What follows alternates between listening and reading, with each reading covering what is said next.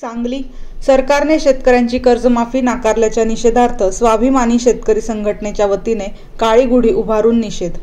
राज्य सरकारने शेतकऱ्यांची कर्जमाफी नाकारल्याच्या निषेधार्थ सांगलीत स्वाभिमानी शेतकरी संघटनेच्या वतीने काळी गुढी उभारून निषेध करण्यात आला। यावेळी अजित पवार, देवेंद्र फडणवीस, एकनाथ शिंदे यांच्या निषेधाच्या घोषणा देण्यात आला। यावेळी जिल्हाध्यक्ष महेश खराडे, भरत चौगुले, प्रकाश मिरजकर, अजित हळिगले, तानाजी चव्हाण, संजय बेले, संदीप राजोबा, सर्जेराव पवार, बाबासाहेब शिंदे, अप्पासाहेब पाटील, बाबासाहेब पाचोरे, शशांक पाटील, विजयकुमार पाटील आदीसह अन्य शेतकरी उपस्थित होते।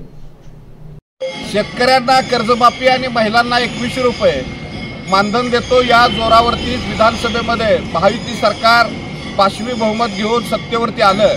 मात्र सत्तेवर आल्यानंतर हे सरकार शेतकऱ्यांच्या मुळावर उठलेलं आहे, महिलांच्या मुळावर उठलेलं आहे। महिलांना 2100 रुपये देणार नाही याची घोषणा त्यांनी नुकतीच केलेली आहे। त्याचबरोबर विधानसभेच्या अधिवेशनामध्ये अजितदादा पवार यांनीही शेतकऱ्यांना कोणत्याही परिस्थितीत कर्जमाफी देता येणार नाही असं जाहीर केलेलं आहे। याचाच अर्थ महिलांना फसवण्याचा आणि शेतकऱ्यांना गंडवण्याचा धंदा या महायुती सरकारच्या वतीने सुरू आहे। त्याचा निषेध म्हणून आज राज्यभरामध्ये आम्ही काळ्या गुढ्या उभा करून हा सरकारचा निषेध करतोय, सरकारचा धिक्कार करतोय। कारण शेतकऱ्यांना फसवून हे सरकार सत्तेवर आलेलं आहे। त्यामुळेच यापुढच्या काळात जर सरकारनं कर्जमाफी केली नाही तर प्रचंड असं जनआंदोलन आम्ही उभा करू, रस्त्यावर उतरू।